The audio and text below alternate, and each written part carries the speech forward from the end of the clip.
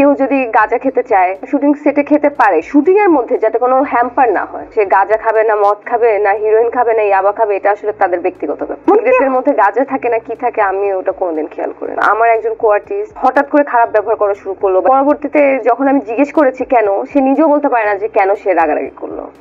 আমার love story অনেক পছন্দ, আমি লাভ স্টোরি নিয়ে কাজ করতাম, থ্রিলার নিয়ে কাজ করতাম। আমার লাইফটা অনেক বোরিং আসলে। আরেকটা বিষয় যে শুটিং সেটে এই যে এই গুঞ্জনগুলো আমরা শুনি যে শুটিং সেটে আসলে উল্টাপাল্টা কিছু খাওয়া হয় বা এরকম, এটা তো এটা হলো যার যার পার্সোনাল চয়েস। কারণ কেউ যদি গাঁজা খেতে চায় সে শুটিং সেটে খেতে পারে, কিন্তু আমাদের যে শুটিং এর মধ্যে যাতে কোনো হ্যাম্পার না হয়, আর ওটা তার ব্যক্তিগত ব্যাপার। সে গাঁজা খাবে না, মদ খাবে না, হিরোইন খাবে না, ইয়াবা খাবে, এটা আসলে তাদের ব্যক্তিগত ব্যাপার। এইটা নিয়ে আপনি কি দেখেছেন?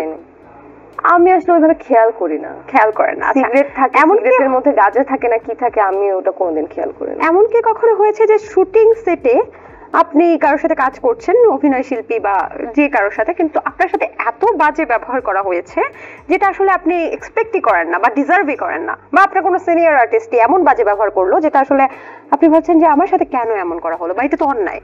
এরকম আমি একবার ফেস করেছিলাম, যেটা সত্যি কথা, যে আমার একজন কো-আর্টিস্ট মানে হঠাৎ করে সাডেনলি আমার উপর মানে হঠাৎ করে খারাপ ব্যবহার করা শুরু করলো বা চিল্লাচিল্লি করা শুরু করলো।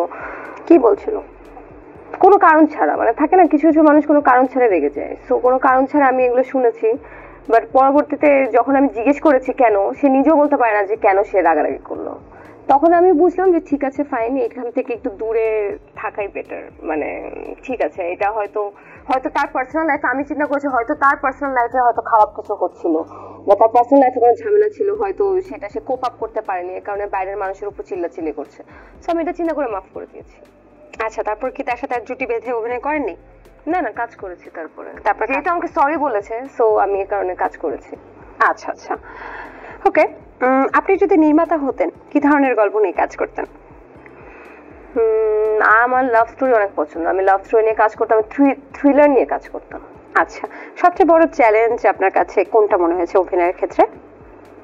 সব থেকে বড় চ্যালেঞ্জ ওই যে আমি যেটা বললাম, যে আমার কাছে এত কমেডি নাটকের স্ক্রিপ্ট আসে, কমেডি, বাট ওটা করতে আমার এত কষ্ট লাগে কারণ মানুষকে হাসানো ইজ টু টাফ। আমি এদিক দিয়ে বলবো যে নিলয় ভাইয়া, তো নিলয় ভাইয়ের কাজের আমি ফ্যান, তার নাটক দেখতে আমার খুব ভালো লাগে। আর সে এত মানে সে কমেডিটা এত সুন্দর করে, তো আমার কাছে মনে হয় যে তার কাছ থেকে কমেডি অ্যাক্টিং শেখা উচিত, সে অনেক সুন্দর করে করে।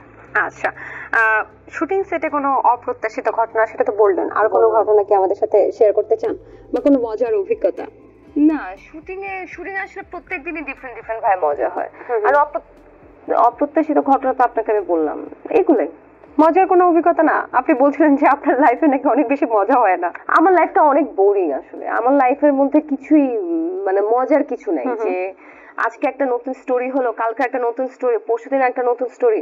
আমার লাইফটা খুব বোরিং।